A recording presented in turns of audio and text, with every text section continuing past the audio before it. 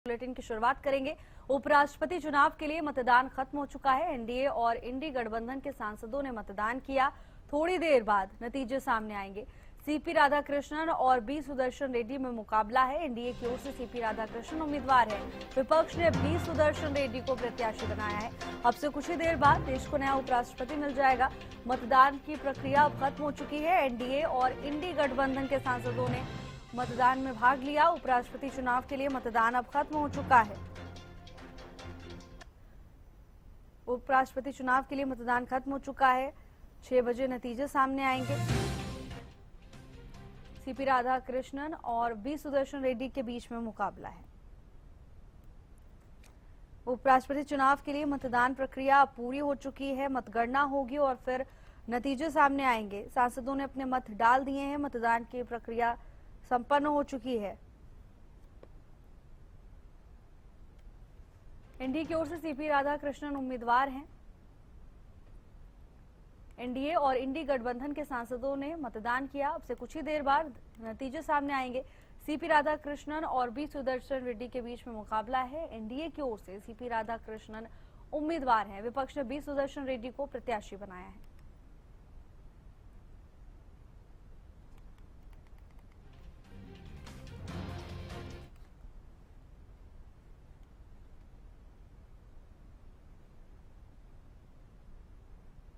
और चलिए अब आगे बढ़ेंगे अगली खबर के साथ। अब आपको एक एक करके ग्राफिक्स के जरिए पहले एनडीए और इंडी गठबंधन के उपराष्ट्रपति उम्मीदवारों के बारे में विस्तार से बताते हैं।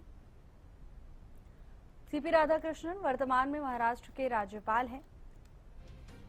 झारखंड के भी राज्यपाल रह चुके हैं। तमिलनाडु बीजेपी के अध्यक्ष भी रह चुके हैं। कोयंबटूर से 2 बार के लोकसभा सांसद सीपी राधाकृष्णन रह चुके हैं।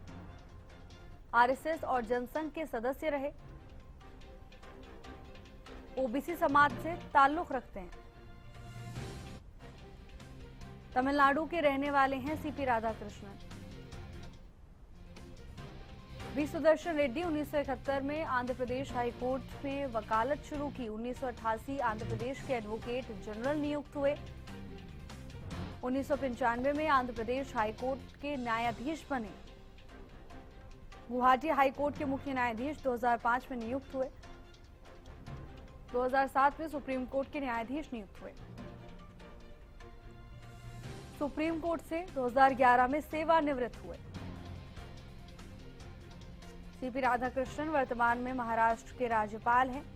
कई महत्वपूर्ण जिम्मेदारियां इससे पहले भी निभा चुके हैं। झारखंड के भी राज्यपाल रह चुके हैं। तमिलनाडु बीजेपी के अध्यक्ष भी सीपी राधाकृष्णन रह चुके हैं।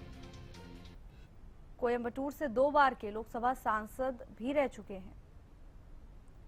तो वहीं आरएसएस और जनसंघ के सदस्य भी रहे हैं।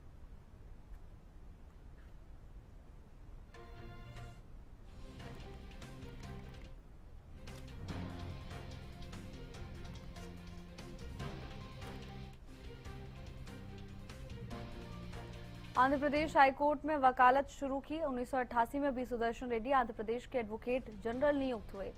1995 में आंध्र प्रदेश हाईकोर्ट के न्यायाधीश बने। 2005 में गुवाहाटी हाईकोर्ट के मुख्य न्यायाधीश नियुक्त किए गए। सुप्रीम कोर्ट के न्यायाधीश भी 2007 में नियुक्त किए गए।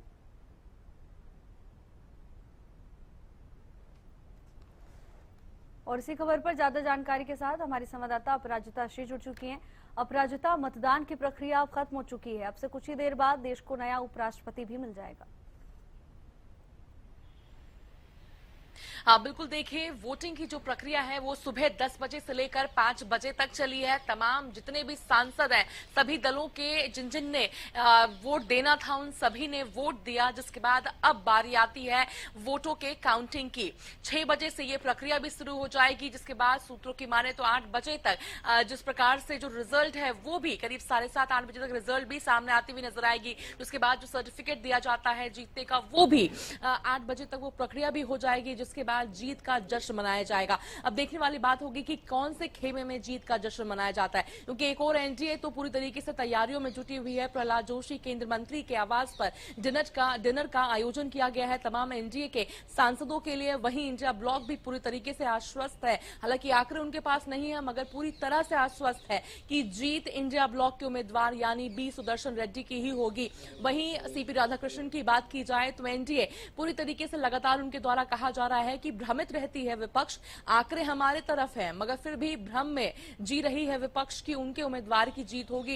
इस तरह की लगातार बयानबाजी भी हमने देखी, किस प्रकार से वोट देने के बाद जो भी सांसद बाहर आए अपनी अपनी प्रतिक्रिया दी कि किस प्रकार से वो आश्वस्त है, चाहे एनडीए ब्लॉक के हो या फिर इंडिया ब्लॉक के नेता हो। लगातार दोनों के द्वारा अपनी अपनी बातें रखी गई है, मगर इंतजार अब किया जा रहा है कि आखिर अगला उपराष्ट्रपति कौन होगा। 6 बजे से वोटिंग की प्रक्रिया शुरू हो जाएगी। एजेंट की बात कर ली तो एनडीए के द्वारा यानी सी राधाकृष्णन के द्वारा अपने जो पोलिंग एजेंट है उसका भी चुनाव किया जा चुका है, यानी राम मोहन नायडू, और इसके अलावा मोहन झा है वो इसके पोलिंग एजेंट रहने वाले हैं, मनोज झा रहने वाले हैं। इसके अलावा अगर इंडिया ब्लॉक की हम बात करते हैं तो तैयारी तमाम हो चुकी है। अब देखने वाली बात होगी कि अगला उपराष्ट्रपति कौन होता है। 6 बजे से वोट काउंटिंग की प्रक्रिया शुरू हो जाएगी। 7:30 बजे तक कम से कम हमें कहीं ना कहीं तस्वीर स्पष्ट हो जाएगी आखिर अगला उपराष्ट्रपति कौन बनने वाला है। जी जितना इंतजार करना होगा। हालांकि अभी आपने भी जिक्र किया कि जश्न की तैयारियां शुरू कर दी गई हैं।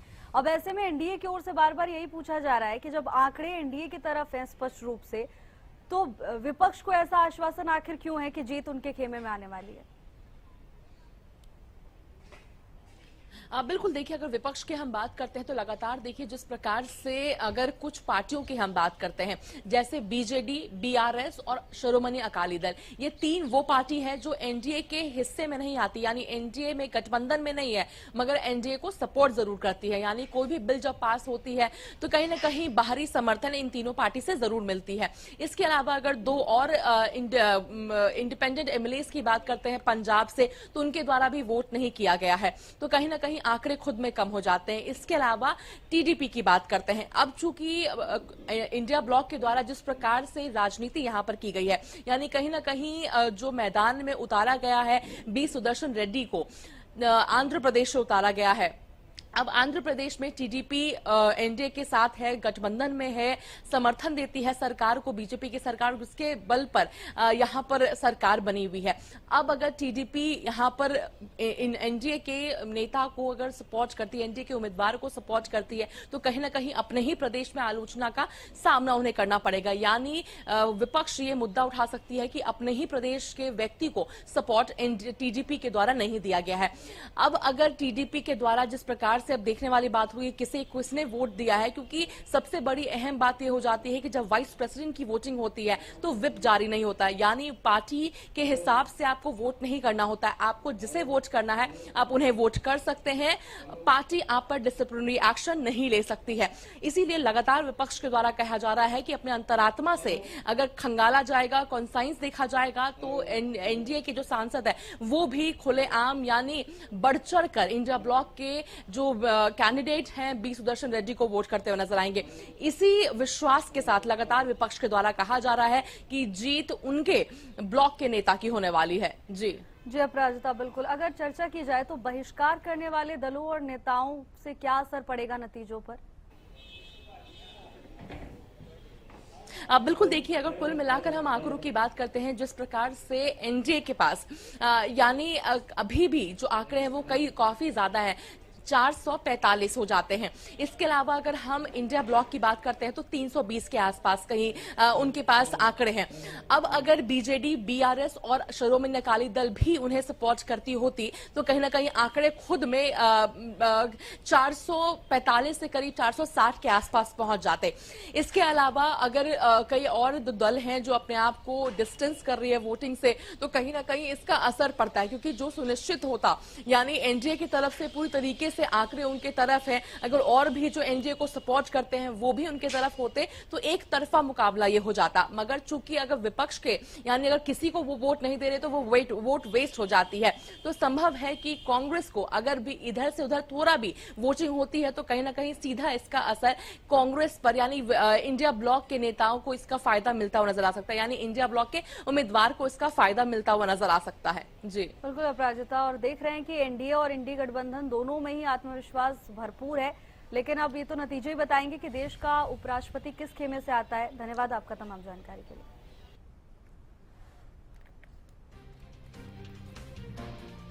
मतदान की प्रक्रिया अब संपन्न हो चुकी है। एनडीए की ओर से सीपी राधाकृष्णन उम्मीदवार हैं।